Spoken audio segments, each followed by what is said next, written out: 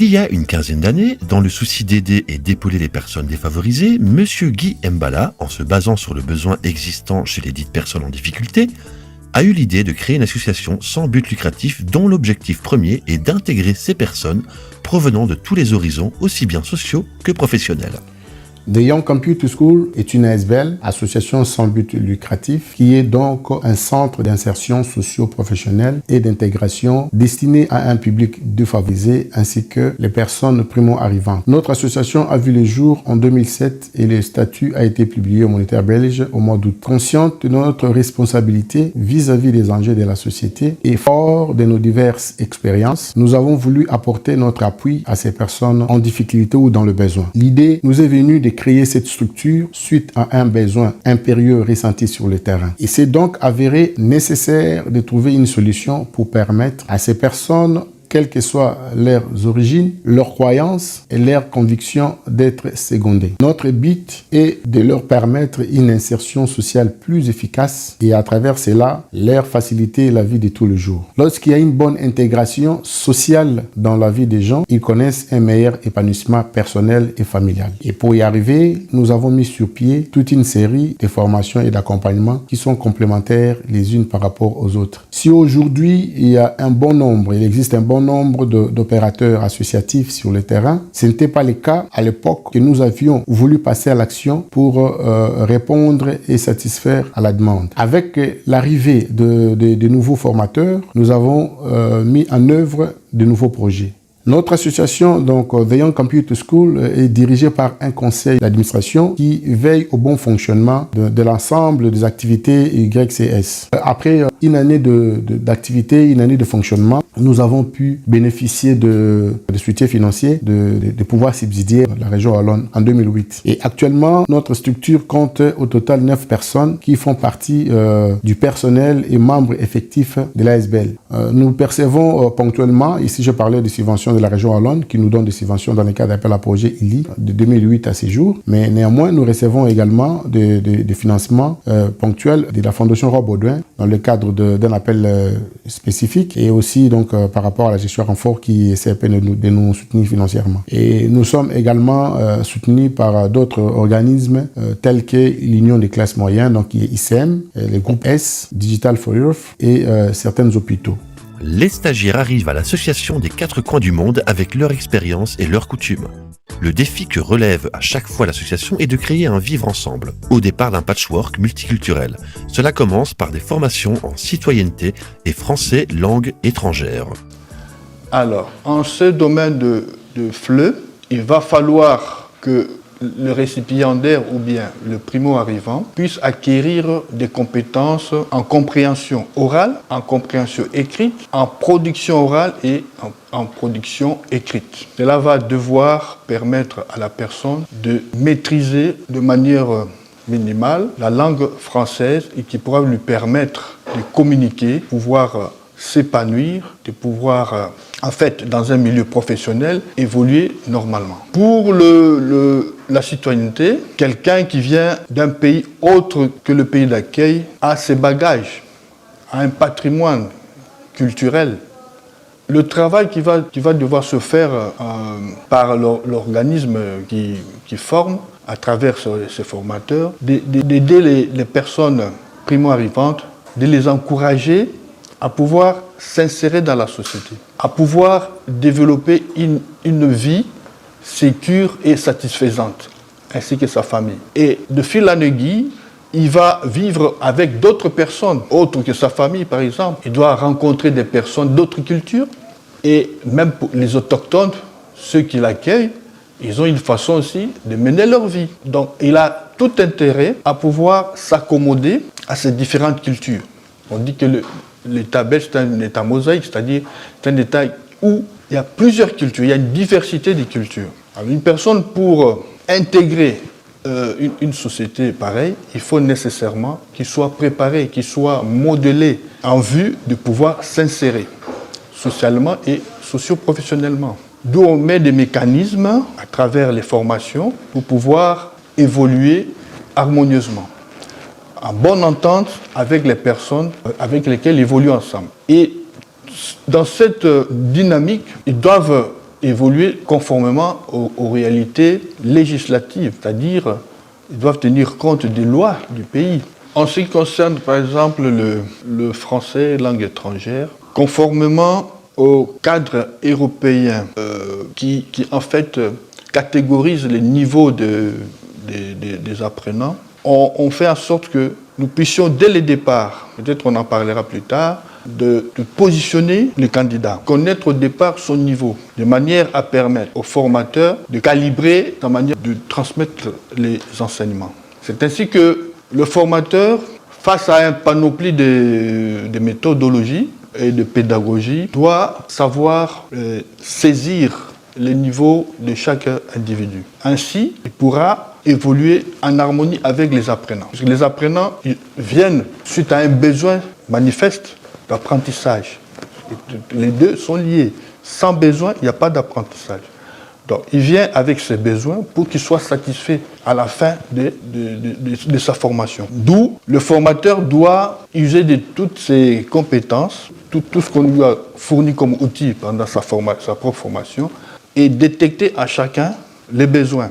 C'est ainsi que nous parlons de la co-construction. Il ne peut pas construire son programme par sa propre volonté. Il ne doit pas l'imposer. Bien sûr, il y a des paramètres qu'il maîtrise mieux que les apprenants, mais il doit tenir compte principalement des besoins des apprenants. Ainsi, il va bien modeler, il doit bien, disons, calibrer son programme et ses enseignements afin de répondre aux besoins. Outre les modules d'intégration FLE et citoyenneté, l'association accueille également des personnes soucieuses d'avoir des outils en main pour trouver un emploi en vue d'une réintégration dans le milieu professionnel. Je suis formateur spécifiquement en technicien informatique et pour les initiations informatiques. Alors, au départ, tout le monde est le bienvenu, toute personne qui veut apprendre des compétences techniques pour s'initier. Spécifiquement, forcément, on essaie de viser des personnes qui ont des difficultés, donc des demandeurs d'emploi, des personnes qui bénéficient du revenu CPAS, des primo-arrivants, donc des personnes qui n'ont pas forcément au départ la maîtrise de la langue ou qui ont eu un besoin d'intégration, que ce soit social ou professionnel. Donc voilà, on est plus dans des publics comme ça. Quand ces personnes-là arrivent, on vérifie, on fait un test de positionnement pour vérifier un peu leurs compétences. Donc les personnes qui arrivent ici, elles peuvent s'inscrire par téléphone, par mail, venir sur place. Et concernant la formation ici spécifiquement, on fait quand même un minimum de tests d'évaluation, de tests de positionnement pour savoir quelles sont leurs capacités, quelles sont leurs connaissances à la base, parce que ça ne sert à rien de mettre quelqu'un comme technicien informatique s'il n'a jamais touché un ordinateur de sa vie. Donc à ce moment-là, on reprend de plus tôt, on fait une initiation informatique et on fait monter le niveau progressivement. Parce que de toute façon, ce sera toujours utile, quel que soit le public. L'informatique à la base est un outil que tout le monde utilise à notre époque, tout le monde en a besoin, quelles que soient les démarches nécessaires. Donc repartir de l'initiation, pour certains c'est nécessaire, et c'est grâce à ça qu'on les dirige au bon endroit par un petit test d'évaluation. Et il y en a, ils sont déjà prêts, on peut les mettre directement en initiation, en informatique, en technicien informatique, et faire une formation complète. Le responsable de l'association n'est autre que Monsieur Guy Mbala, son fondateur et actuel président. Nous avons plusieurs départements à savoir. Il y a le département de formation, département d'accompagnement, département d'animation et le département technique. Dans le département d'animation, nous faisons ce qu'on appelle sensibilisation en fait. Nous proposons des activités de sensibilisation des dangers liés aux médias. Donc ces projets visent à renforcer l'éducation face aux médias en sensibilisant et les parents et les enfants. Nous faisons en sorte que ce soit les étrangers, donc les personnes étrangères qui viennent en Belgique, et que ce soit les autochtones, donc les Européens. Nous mettons tout en œuvre pour que ces gens vivent ensemble. Les formateurs de l'association ont participé à des formations dispensées par les organismes officiels. Ils s'appuient sur ces formations pour développer leur méthodologie et leur façon de donner cours à leur public. Concernant l'intégration, comme je le disais, il y a deux orientations. Il y a l'AOC et le FIC. Donc l'AOC, c'est quoi? C'est l'atelier d'orientation citoyenne. Et le FIC, c'est la formation à l'intégration citoyenne. Donc ces deux types de formations sont respectivement destinés aux personnes qui ont déjà un certain bagage, qui sont scolarisés d'une manière, disons, minimale. Donc, à ce type d'apprenants, on les situe à un niveau moins de A2, c'est-à-dire qu'ils n'ont pas la maîtrise du niveau A2. Ça, c'est pour l'AOC. Tandis que pour les FIC, c'est ceux qui ont un niveau A2 et plus. Tout ça, c'est toujours de la co-construction, puisqu'on tient compte du niveau des apprenants et pouvoir, disons, leur donner un enseignement adéquat, assimilable. Et à cela doit s'ajouter aussi le savoir-faire du formateur pour chaque fois être attentif au retour des apprenants. Donc là, pour l'intégration, comme pour le FLE, il y a la méthodologie liée à la démarche interculturelle. Puisqu'aujourd'hui, on parle plus d'interculturalité suite justement à cette diversité culturelle. Quelqu'un qui veut intégrer une société, il doit nécessairement prendre en compte son entourage, son milieu dans lequel il évolue, voire même le milieu professionnel. Donc il va être en contact avec des personnes d'autres cultures, autres que les autochtones. Donc il doit savoir lire leur culture.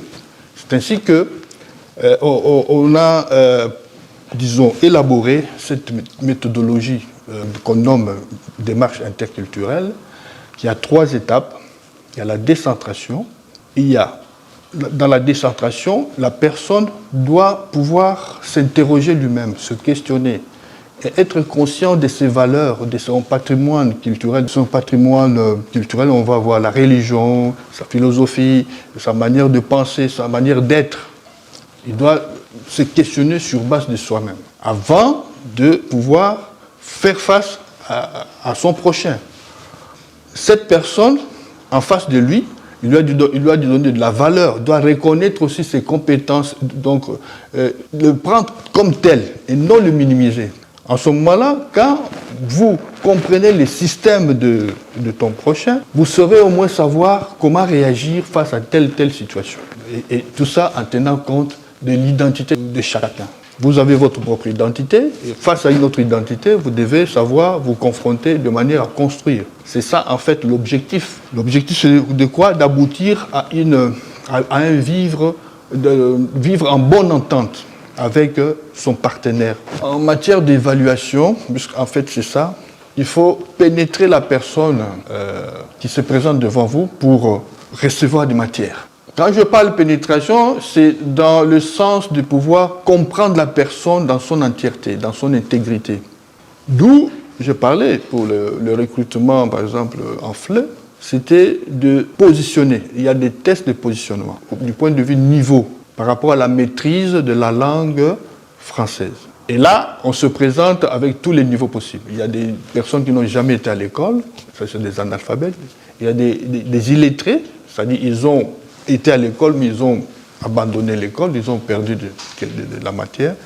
Et de ceux qui ont déjà un niveau, en leur propre langue peut-être, c'est un pays arabophone ou anglophone, donc ils peuvent même atteindre des niveaux universitaires. Vous voyez. Donc, en ce moment-là, dès que vous détectez des personnes comme ça, vous saurez aussi adapter le programme en fonction de leurs prérequis. Au niveau de la citoyenneté, on va essayer plus de travailler par les images, par le langage. On va essayer d'illustrer le plus possible certains modules pour les aider à assimiler correctement. Nous sommes au niveau de la première évaluation. Dès que le positionnement est établi en FLE particulièrement, la personne sera, suivie au fur et à mesure. Il faut nécessairement une deuxième évaluation. Comme aussi en intégration, hein, mais on sera plus sévère du côté FLE, puisque ça c'est un outil indispensable, incontournable, donc on doit être plus sévère. On ne minimise pas l'intégration, puisque ça va de pair en fait, c'est dans le parcours d'intégration tout ça. On va être plus regardant dans la manière d'assimiler la formation, donc séquentiellement il y aura des évaluations, c'est-à-dire des contrôles de l'acquis. Est-ce que la personne a suivi, il fait ses devoirs ou bien il assimile facilement ou il retient facilement, il l'applique facilement. Parmi les personnes qui œuvrent aussi pour le bien de la SBL, on retrouve Madame Lydie Massala, qui a aussi participé à la création de l'association. Je donne des formations des FIC, donc formation d'intégration citoyenne. Je suis comptable et responsable des projets depuis 2007, depuis la création de l'association. Pour le cours de citoyenneté, des thèmes que je donne, c'est par exemple l'Union européenne, la Belgique comme État fédéral, les communautés, les régions, les provinces, les 3 pouvoirs de l'État, la discrimination et des différences, les logements, les contrats de travail et l'élection, tant d'autres thèmes qu'on aborde. Et cela varie d'un module à un autre, hein, parce qu'on ne peut pas toujours reprendre la même chose. Il y a plusieurs thèmes qu'on aborde tout au long d'une formation, parce qu'ils sont des formations de 60 heures. Et il faut savoir recadrer ça pour qu'on ne puisse pas aussi... donc on fait en sorte que les stagiaires puissent comprendre des thèmes, assimiler c'est à quoi qu'on est en train de parler. Il y a des questions, donc ce sont des interactions entre les stagiaires et les formateurs. Et comme matériel didactique, on utilise de photos, de vidéos. Beaucoup de stagiaires qui viennent poursuivre la formation, ils viennent pour n'avoir que leur certificat. Et c'est après qu'ils comprennent que c'est pas seulement pour les certificats qu'ils sont venus. Et ils comprennent que voilà, c'est important parce qu'ils apprennent des choses qu'ils ne connaissaient pas par rapport à la Belgique, par rapport aux communautés, aux régions, aux provinces. Et c'est vraiment un échange vraiment beaucoup plus enrichissant parce que les stagiaires se découvrent aussi en même temps, parce que c'est aussi en même temps une sorte de coaching aussi pour comprendre que l'intégration, c'est pas seulement s'intégrer par rapport à la Belgique, mais c'est par rapport à soi-même aussi, c'est connaître sa place en Belgique. Les difficultés, c'est comme dans toutes sortes de formations, il y a toujours des difficultés. Hein. La difficulté, c'est vraiment amener chaque stagiaire à pouvoir comprendre. C'est ça la difficulté. Et qu'au départ, il y a toujours un test de positionnement qui est fait. Donc, on arrive toujours à gagner la confiance des stagiaires, les amener à comprendre et acquérir de connaissances qu'on souhaiterait qu'ils puissent acquérir.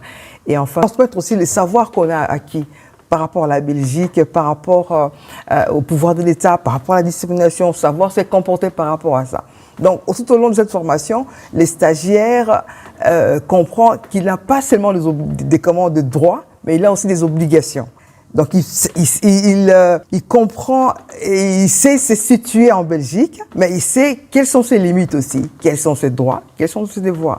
Par exemple, pour les termes de la discrimination, beaucoup de stagiaires croient que ce sont eux qui sont discriminés. Parce que bon, comme ce sont parfois des primo-arrivants, on croit qu'on est toujours sujet à être discriminé, alors que à partir de cette formation, ils comprennent que eux aussi, ils peuvent être aussi, ils peuvent aussi discriminer les autres. Donc, c'est vraiment un sujet beaucoup plus enrichissant dans ce sens-là. Je rencontre aussi beaucoup de personnes qui, en dehors du cours de citoyenneté, ils ont de problèmes d'insertion. Donc, ça, c'est vraiment du côté insertion socio-professionnelle. On les aide justement à pouvoir comprendre aussi les contrats de travail. Surtout ça, les contrats de travail, tout ça, parce qu'il y a beaucoup de gens qui, le cours de citoyenneté, lorsqu'on aborde ces modules-là de contrats de formation, de contrats de travail, d'autres personnes qui ont déjà travaillé nous disent que voilà, ils ont signé des contrats sans pour autant lire et sans pour autant savoir quelles sont les clauses des contrats qu'ils ont signés. Et par là, ils comprennent que tout contrat de travail, contrat de GSM, tout autre contrat qu'on peut avoir, assurance ou autre, qu'on doit les lire. Donc, ils comprennent que c'est vraiment un module qui est vraiment important pour eux. Après chaque session, la SBL examine les résultats obtenus et en profite pour corriger les éventuels problèmes qui ont pu être rencontrés. Le fait de procéder à un audit interne permet de mieux appréhender les besoins et ainsi de mieux diriger ces apprenants dans leur parcours d'intégration. Au fil des ans, nous améliorons notre façon de travailler et donc de seconder notre public cible. Les nombreuses personnes qui sont passées dans notre organisme connaissent une nette amélioration dans leur façon d'aborder donc leur avenir en Belgique. Je peux dire ici que nous sommes très fiers de ceux et celles qui sont arrivés chez nous dans notre association. Et ces gens-là qui ne savaient ni lire ni écrire, Mais à la fin de leur formation donc, et accompagnement, ils arrivent à se débrouiller dans la vie de tous les jours. Donc, j'ai dit ça parce que l'ignorance et l'incompréhension de ces personnes en situation d'ambiguïté sont vraiment inacceptables donc, et constituent même la négation de la dignité humaine. Avec toute modestie, donc, nous pouvons donc dire que nous avons atteint largement des objectifs poursuivis dans le cadre de nos projets. Ce que nous avons voulu poursuivre comme objectif, nous l'avons atteint parce que nous avons quand même aidé pas mal de gens. L'homme n'étant pas parfait, son travail ne l'est pas non plus. Donc c'est pourquoi nous tenons à constamment améliorer notre travail qui est d'informer, de former et d'accompagner les autres. Nous collaborons avec plusieurs partenaires. Il s'agit de CPAS, donc aussi la ville de la Louvière. Nous avons également les CEREC, à part le partenaire que j'ai cité, les partenaires financiers qui nous soutient financièrement ou qui nous donne le matériel. Les tâches administratives nécessaires à la bonne marche de la SBL sont prises en charge par 2 dames également membres effectifs de l'association. Je suis au secrétariat avec ma collègue Marianne Mourman qui, elle, est responsable de l'accueil. Elle répond aux demandes diverses en ce qui concerne les formations. Pour le parcours d'intégration ou pour le parcours d'insertion socio-professionnelle. Le parcours d'intégration, comprend l'intégration en citoyenneté ainsi que le français langues étrangères. Il y a aussi le parcours d'insertion socio-professionnelle. Là, il y a différentes formations qui sont proposées aux différentes personnes. La bureautique, l'initiation à l'informatique, le technicien en informatique. Il y a aussi la création de sites internet. Donc ça c'est l'intégration. Je vous ai donné les 2 grands axes de l'association, c'est-à-dire l'insertion et l'intégration. Pour ma part, je m'occupe de la partie administrative de la SBL. Je m'occupe aussi des comptes rendus des activités, des diverses activités, des comptes rendus de réunions. Et j'archive, je m'occupe de l'archivage, je m'occupe de l'encodage. Et pour ce faire, j'utilise les différentes applications vraiment inhérentes à l'association, qui ont été d'ailleurs créées en interne.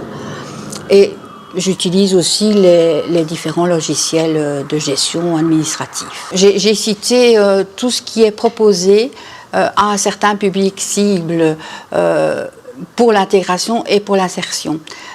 On ne peut pas rester indifférent aux situations compliquées, aux situations difficiles dans lesquelles se trouve un public défavorisé. Et donc voilà, et l'association, je suis très admirative d'ailleurs de ce que l'association peut offrir à ce public cible pour les aider à s'intégrer, qui concerne les primo-arrivants, enfin les personnes étrangères, et même à l'insertion socio-professionnelle. Donc voilà, vous voyez que c'est cela qui m'a motivée à intégrer, à travailler pour l'association. Les formations sont complètement gratuites pour ce public défavorisé.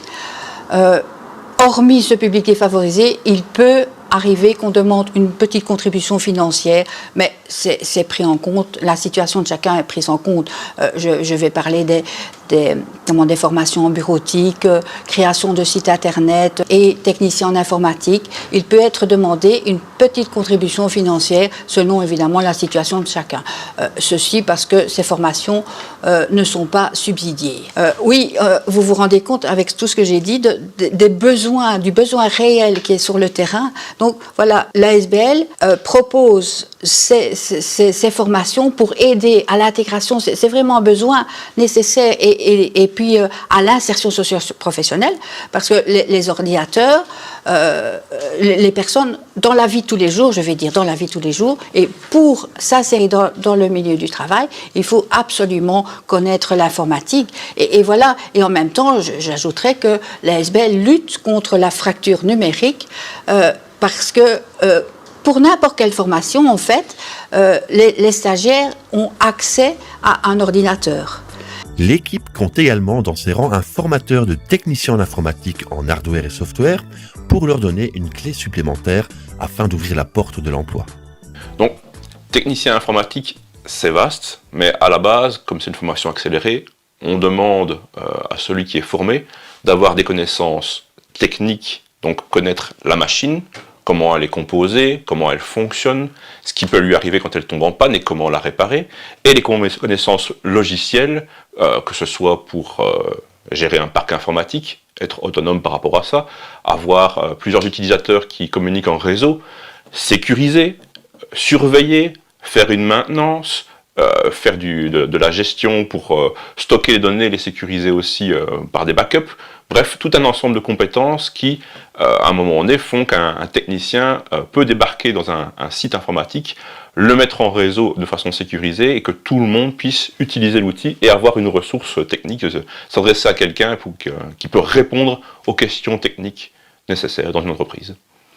Amener la personne à trouver un emploi, travailler, que ce soit comme employé ou comme indépendant, et avoir une confiance en lui quand il se présente à une demande d'emploi pour dire voilà, j'ai un bagage technique, j'ai des connaissances, je peux les présenter, je peux les montrer, je peux les exploiter, et après acquérir de l'expérience et de l'emploi. En résumé, à la base, on repart toujours de la machine. On commence à faire de l'assemblage pour comprendre qu'est-ce qui compose une machine. Bon, là, je montre un PC, mais ça peut être un portable, etc. On apprend à l'assembler, on apprend à connaître chaque composant, on se rend compte comme ça de ce qui peut tomber en panne, comment le réparer. Ensuite, on commence à installer un système d'exploitation dessus, à faire tourner des logiciels dessus pour faire du backup, pour faire de la maintenance, etc. On met en réseau, on commence à créer des groupes d'utilisateurs, tout un ensemble d'initiatives qui font que, au final, on devient complet sur le plan technique structurel et sur le plan logiciel. En 15 ans, l'association The Young Computer School peut se réjouir des bons résultats atteints et de la valeur ajoutée. La réussite d'une telle ASBL se mesure par le nombre de participants et aussi en constatant le niveau atteint par ses stagiaires. Je vais parler ici des deux groupes. Il y a les groupes hors Union européenne, des gens qui sont venus dans le cadre de parcours d'intégration des personnes étrangères d'origine étrangère. Donc, dans l'ensemble de tous ces gens-là, nous avons reçu 600 personnes, donc dans lesquelles il y a anciens arrivants. Et nous avons les gens qui sont venus donc, dans le cadre des recoupements familiales ou mariages. Il y a également demandeurs d'asile. Par contre, nous avons également un groupe Union européenne. Là, on parle de parcours d'insertion socio-professionnelle. Donc, nous avons reçu 150 personnes. Et nous avons reçu 18 nationalités confondues. Et nous avons eu au total 750 personnes, des gens de 18 à 60 ans. Donc voilà, ça c'est des statistiques que je voulais énumérer ici. Je pense qu'en ayant plus de moyens et avec l'expertise que nous avons, nous pouvons élargir le champ en mettant en place d'autres projets pour aider le maximum de personnes en difficulté. Je viens du pays du Cameroun. Pour mon intégration, on m'a conseillé de venir à The Young Computer School. Et c'est une ASBL en fait qui aide les citoyens à pouvoir s'intégrer. Et j'ai eu un formateur qui s'appelle Monsieur Michel. Les cours, c'est 2 fois la semaine, il faut savoir. C'est le jeudi et le samedi. Tout se passe très bien, on a créé une belle famille, donc moi je vous conseille de venir ici. Et il n'y a pas que la citoyenneté, on fait également le français, on vous aide également à faire vos CV pour demander de l'emploi, c'est très important aussi. Eux, ils vous aident à faire ça gratuitement. Et par la suite également, pour les cours en français, vous pouvez également venir ici pour suivre les cours en français. Donc, moi je vous conseille de venir ici là et je vais aussi ajouter ceci que pendant nos cours de citoyenneté, on a eu à visiter le Parlement de la Wallonie à Namur. C'était nickel. Sans eux, je ne pouvais pas avoir accès à cela, il faut savoir. Donc, à The Young Computer School, vous pouvez avoir accès à plusieurs endroits très spéciaux, notamment le Parlement de la Wallonie à Namur. Donc, merci encore et je vous remercie. Au revoir. Je me suis retrouvé ici dans le cadre de mon parcours étant primo arrivant. J'ai commencé le premier module à Charleroi, je suis passé par CEREC. CEREC m'a recommandé au Forum et voilà, j'ai pris l'inscription ici au centre ASBL The Young Computer School. C'est pour le module de citoyenneté. Et partout où je suis passé, je dois être vraiment reconnaissant envers cet ASBL parce que la formation que je viens d'acquérir ici, c'est vraiment un outil de base. Nous avons trouvé le formateur très motivé, le personnel très motivé. Et nous venons de terminer notre 60 heures.